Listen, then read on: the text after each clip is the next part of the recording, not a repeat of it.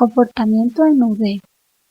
Ya dije anteriormente cómo pasó el día llorando y rezando con una aflicción, en cierto modo mucho mayor que la mía, cuando mi padre fue intimado a llevarme a Vilanova de un rey. En la prisión mostróse muy animado y procuraba animar a Jacinta en las horas de mayor tristeza. Cuando rezábamos el rosario en la prisión, él vio que uno de los presos estaba puesto de rodillas con la boina en la cabeza. Se fue junto a él y le dijo: Señor, si quiere rezar, haga el favor de quitarse la boina. Y el pobre hombre, sin más, se la entrega, y él la pone encima de su caperuza sobre un banco. Mientras interrogaban a Jacinta, él me decía con inmensa paz y alegría: si nos matan como dicen, dentro de poco tiempo estamos en el cielo. Pero qué bien, no me importa nada. Y pasado un momento de silencio decía: Dios quiera que Jacinta no tenga miedo. Voy a rezar una Ave María por ella. Sin más, se quita la caperuza y reza. El guardia, al verlo en actitud de oración, le pregunta: ¿qué estás diciendo? Estoy rezando una Ave María para que Jacinta no tenga miedo. El guardia hizo un gesto de desprecio y le dejó actuar. Cuando después de regreso de Vilanova de Urén, comenzamos a sentir que la presencia de lo sobrenatural nos envolvía, sintiendo que alguna comunicación del cielo se aproximaba, Francisco se mostraba preocupado por no estar presente Jacinta. Qué pena, decía, si Jacinta no llega a tiempo, y pedía al hermano que fuese corriendo. Dile que venga deprisa. Después que partió el hermano me decía: Jacinta, si no llega a tiempo se va a quedar muy triste. Después de la aparición dijo a la hermana que quería quedarse allí por todo el resto de la tarde. No, tú tienes que marcharte, porque madre hoy no te va dejado venir con las ovejas. Y para animarla iba acompañándola a casa. Cuando en la prisión vimos que se pasaba la hora del mediodía y que no nos dejaban ir a Cova de Iría, Francisco dijo: tal vez Nuestra Señora se nos aparezca aquí. Pero al día siguiente manifestaba una gran pena y decía casi llorando: Nuestra Señora puede haberse quedado triste porque no hemos ido a Cova de Iría y no volverá más a aparecérsenos. Y me gustaba tanto verla.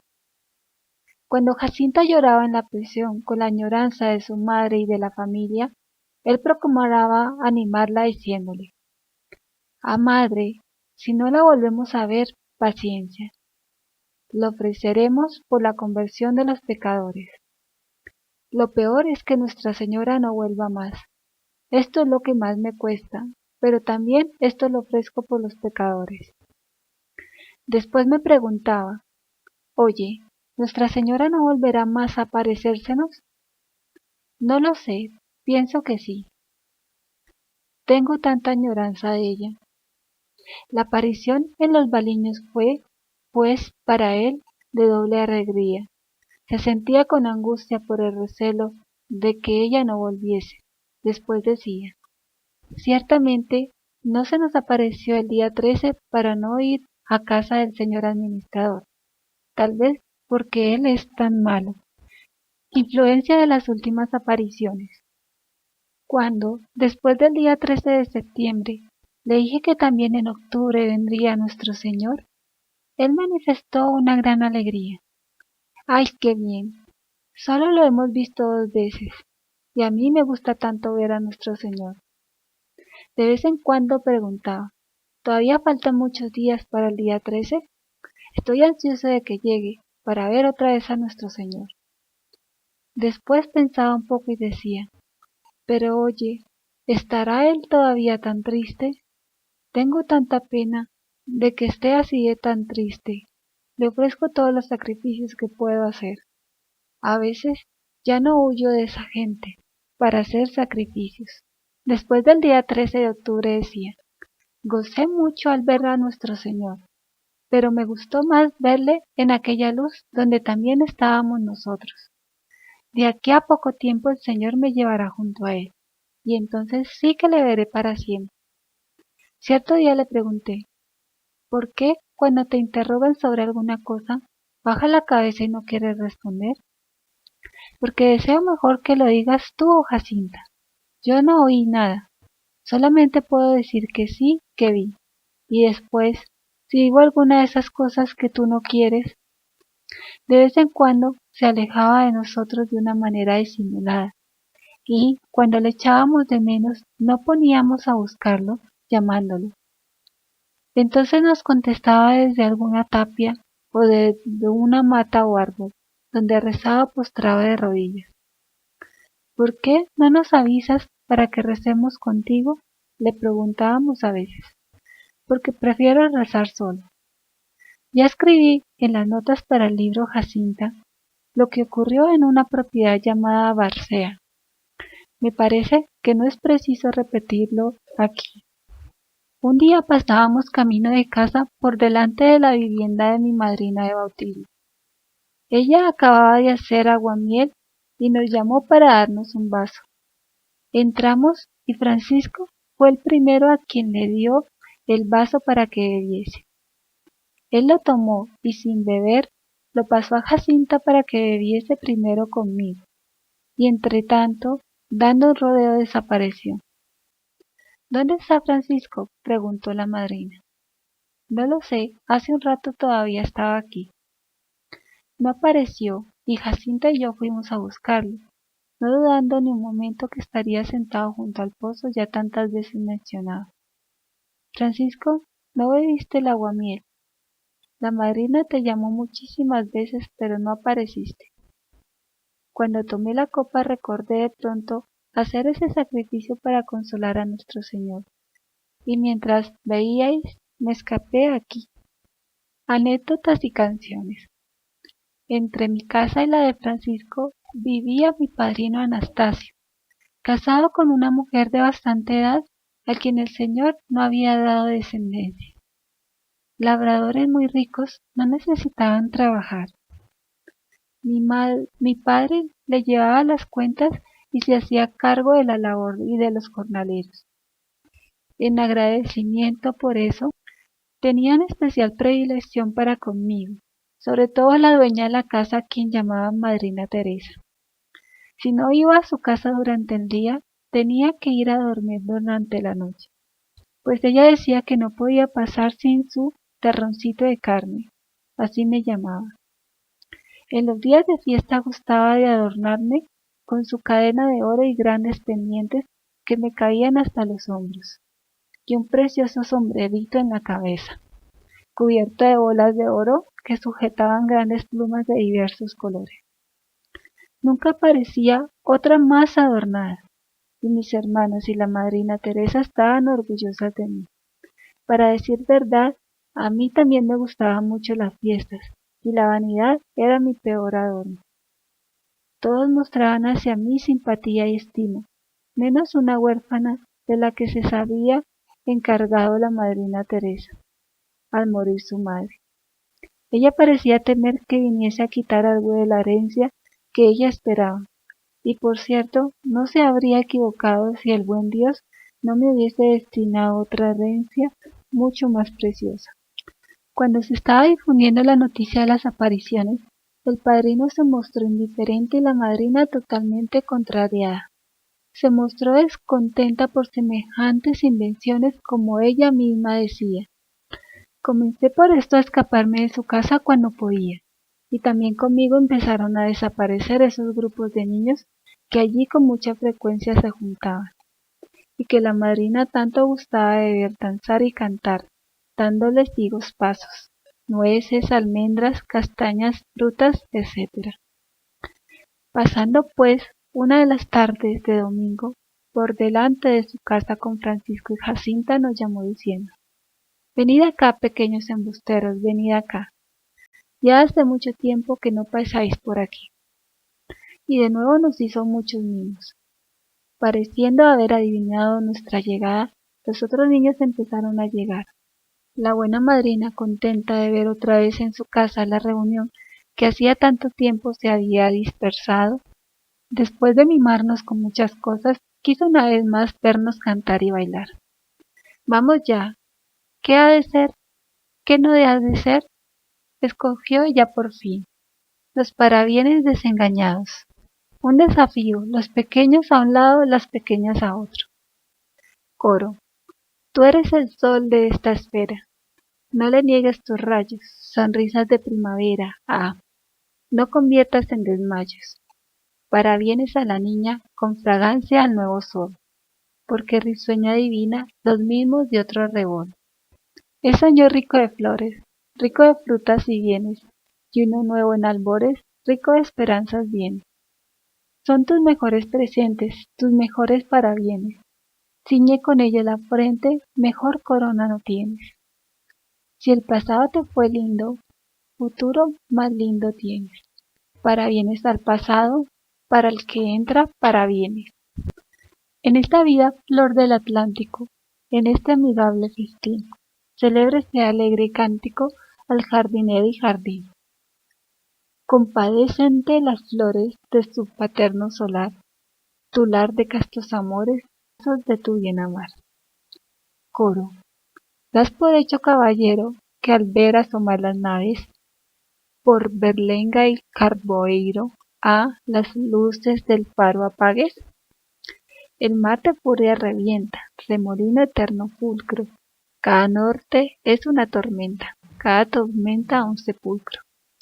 Tristes morros de Papoa, estelas y fariñoles, qué tragedia nos resuenan tus agitados hervores. Cada escollo en estas aguas es de muerte un presagio. Cada ola canta penas, cada cruz muestra un naufragio. ¿Tú quieres pues ser más duro? ¿Quieres huir siendo luz? Que a la vida en más oscuro tantos barcos conduce. Coro. Mis ojos quedan infutos al hablar de despedida. El dudar fue en minutos a inmolarse desde toda la vida. Vete di al cielo que corte de su gracia el raudal y seque de muerte las flores, que no sea más su canal. Vete, que desconfortado quede, enlutado el santuario, el bronce doble la muerte desde el alto campanario. Pero apenas me dejas en el atrio de la iglesia, voy a dejar eternas quejas escritas en piedra negra. Fue jardín risueño y bello, este suelo hoy sin flor. No le faltaron desvelos, sí faltó el cultivador. Espero en la providencia prometedores cariños, esperan con preferencia quienes dejan patrios nidos. Francisco, el pequeño moralista. Al compás del animoso canto iban juntándose las vecinas, y al terminar pidieron se repitiera nuevamente. Pero Francisco se me aproximó y me dijo: no cantemos más eso, ciertamente no gusta a nuestro Señor que ahora cantemos estas cosas. Y nos escapamos como pudimos por en medio de esta chiquillada hacia nuestro pozo predilecto. Verdaderamente yo ahora, que por obediencia acabo de escribir eso, me tapo la cara de vergüenza, pero su reverencia, a petición del señor doctor Galamba, tuvo a bien mandarme escribir los cantares profanos que sabíamos. Allá van, no sé para qué, pero me es suficiente saber que es para cumplir la voluntad de Dios. Entretanto se aproximó el carnaval de 1918. Chicas y chicos volvieron a reunirse una vez más ese año en las acostumbradas comilonas y jolgorios de esos días. Cada cual llevaba de su casa alguna cosa, unos aceite, otros harina, otros carne, etc. Y reunido todo en una casa para ello preparada, las muchachas fueron poco a poco cocinando un gran banquete. Y en esos días todo era cuestión de comer y bailar hasta la más avanzada hora de la noche, sobre todo en el último día. Las muchachas de 14 años para abajo tenían su fiesta en otra casa aparte. Vinieron pues varias de ellas a invitarme a organizar con ellas la fiesta. No quise en un principio, pero, llevada por una cobarde condescendencia, cedí a las peticiones de éstas, especialmente de una hija y dos hijos de un hombre de Casavena, Jorge Carreira, que puso su casa a nuestra disposición. Él mismo, junto con su mujer, insistieron para que fuese. Transigí y allá me fui con un buen grupo a ver el local, una buena sala o casi un salón para los juegos, y un buen pate para la comida. Se combinó todo y de ahí me vine exteriormente de una gran fiesta, pero en lo íntimo con la conciencia dándome gritos de reprobación. Al llegar junto a Francisco y Jacinta les dije lo que había pasado. ¿Y has vuelto a estas cocinadas y esos jaleos? Me preguntó Francisco con mucha seriedad.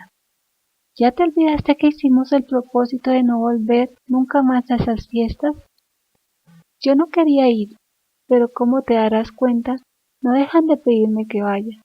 Yo no sé cómo hacerlo. Ciertamente las insistencias eran bastantes, y las amigas que se reunían para jugar conmigo también eran muchas. Venían incluso de algunas aldeas distantes, de Moita, Rosa y Ana Caetano y Ana Brogueira, de Fátima, 2 hijas de Manuel Caracol, de Boleiros, Montelo, 2 hijas de Manuel de Ramira y 2 de Joaquín Chapeleta, de Amoreira, 2 de Silva, de Curraiz, una Laura Gato, Josefina Baliño y otras de Lomba, de Perdeneira, etcétera, etcétera. Y esto sin contar las que se juntaban de Ira da Pedra, Casabela y Ajustre. ¿Cómo así de repente desengañar a tanta gente que parecía no saber divertirse sin mí y hacerles comprender que era necesario terminar para siempre con todas estas reuniones? Dios se le inspiró a Francisco. ¿Sabes cómo vas a hacerlo? Toda la gente sabe que Nuestra Señora se te apareció. Por eso dice que le prometiste no volver a más a bailar y que esa es la causa por la que no vas. Después, en estos días, nos escapamos para el Roquedal del Cabezo. Allí nadie nos encuentra. Acepté la referida propuesta y una vez que di mi decisión, nadie pensó en organizar la tal reunión. Dios lo hizo. Esas amigas que antes me buscaban para divertirse, ahora me seguían e iban a casa a buscarme los domingos por la tarde para ir con ellas a rezar el rosario a Cova de Iría. Amor al recogimiento y a la oración. Francisco era de pocas palabras, y para hacer su oración y ofrecer sus sacrificios, le gustaba ocultarse hasta de Jacinta y de mí. No pocas veces le sorprendíamos detrás de una pared o de un matorral, donde de una manera disimulada se había escapado de los juegos para de rodillas rezar o pensar, como él decía, en nuestro Señor, que estaba triste por causa de tantos pecados. Si le preguntaba, Francisco, ¿por qué no me llamas para rezar contigo y también a Jacinta? Me gusta más, respondió, rezar solo, para así poder pensar y consolar a nuestro Señor que está muy triste. Un día le pregunté, Francisco, a ti, ¿qué te gusta más, consolar a nuestro Señor o convertir a los pecadores para que no vayan más almas al infierno? Me gusta más consolar a nuestro Señor. ¿No te fijaste cómo Nuestra Señora en el último mes se puso tan triste cuando dijo que no se ofendiese más a Dios nuestro Señor, que ya está muy ofendido? Yo deseo consolar a nuestro Señor y después convertir a los pecadores para que nunca más lo vuelvan a ofender. Cuando íbamos a la escuela a veces al llegar a Fátima me decía, ahora tú vas a la escuela, yo quedo aquí en la iglesia, junto a Jesús escondido. No vale la pena aprender a leer, pues dentro de muy poco me marcho al cielo. Cuando regreséis, pasad por aquí a llamar. El Santísimo estaba entonces a la entrada de la iglesia al lado izquierdo. Él se metía entre la pila bautismal y el altar, y allí le encontraba cuando regresaba. El Santísimo estaba allí porque la iglesia estaba en obras. Después de enfermar, con frecuencia me decía, cuando camino de la escuela pasaba por su casa, atiende, ve a la iglesia y saluda de mi parte a Jesús escondido. De lo que más pena tengo es de no poder ir ya a estar algún rato con Jesús escondido. Cierto día al estar cerca de su casa me despedí de un grupo de la escuela que venía conmigo para hacerle una visita a él y a su hermana. Como había sentido el barullo me preguntó, ¿tú venías con todos esos? Sí. No andes con ellos que puedes aprender a hacer pecados. Cuando salgas de la escuela vete un rato junto a Jesús escondido y después vete sola. Un día le pregunté, Francisco, ¿te encuentras muy mal? Sí, pero sufro para consolar a nuestro Señor. Al entrar un día con Jacinta en su cuarto nos dijo: «Hoy hablad poco, que me duele mucho la cabeza». «No te olvides de ofrecerlo por los pecadores», le dijo Jacinta. «Sí, pero en primer lugar lo ofrezco para así poder consolar a nuestro Señor y a Nuestra Señora. Y solo después lo ofrezco por los pecadores y por el Santo Padre». Otro día al llegar lo encontré muy contento. «¿Estás mejor?» «No, me siento mucho peor. Ya me falta poco para ir al cielo. Allí voy a consolar mucho a nuestro Señor y a Nuestra Señora. Jacinta va a pedir mucho por los pecadores, por el Santo Padre y por ti. Y tú te quedas acá porque Nuestra Señora así lo quiere. Escucha a todo lo que ella te diga». Mientras que Jacinta parecía preocupada con el único pensamiento de convertir a los pecadores y salvar almas del infierno, él parecía solo pensar en consolar a nuestro Señor y a Nuestra Señora, que le habían parecido estar tan tristes. Visión del demonio. Bastante diferente es el hecho que ahora se me viene a mi memoria. Estuvimos cierto día en un lugar llamado La Pedreira, y mientras que las ovejas pastaban, nosotros saltábamos de roca en roca haciendo eco con la voz en el fondo de esos grandes barrancos. Francisco, como era su costumbre, se retiró a la cavidad de una roca. Cuando pasó un buen rato le oímos gritar llamándonos a nosotras y a Nuestra Señora. Asustados por lo que pudiera haberle pasado, nosotras comenzamos a buscarlo llamándole: «¿Dónde estás?» «Aquí, aquí». Pero todavía tardábamos mucho tiempo en encontrarlo. Por fin dimos con él temblando de miedo. Aún estaba de rodillas, conmocionado de tal forma que no había sido capaz de ponerse de pie. «¿Qué tienes? ¿Qué fue?». Con la voz medio sofocada por el susto dijo: «Era uno de aquellos bichos grandes que estaban en el infierno, que estaba aquí arrojando fuego». No vi nada ni Jacinta y por eso me sonreí y le dije: «Tú no quieres pensar nunca sobre el infierno, para no pasar miedo, y ahora eres el primero en tenerlo». Él, cuando Jacinta se mostraba muy impresionada con el recuerdo del infierno, acostumbraba a decirle: «No pienses tanto en el infierno, piensa en nuestro Señor y en Nuestra Señora. Yo no pienso en el infierno para así no pasar miedo». Y manifestaba no ser nada miedoso. Iba de noche solo a cualquier lugar oscuro sin dificultad. Jugaba con los lagartos, las culebras que se encontraba las hacía enrollarse alrededor de un palo. Echaba en las piedras de las cuevas leche de oveja para que la bebiese. Se metía en dichas guaridas en busca de la cría de las raposas, de conejos, de jinetas, etc.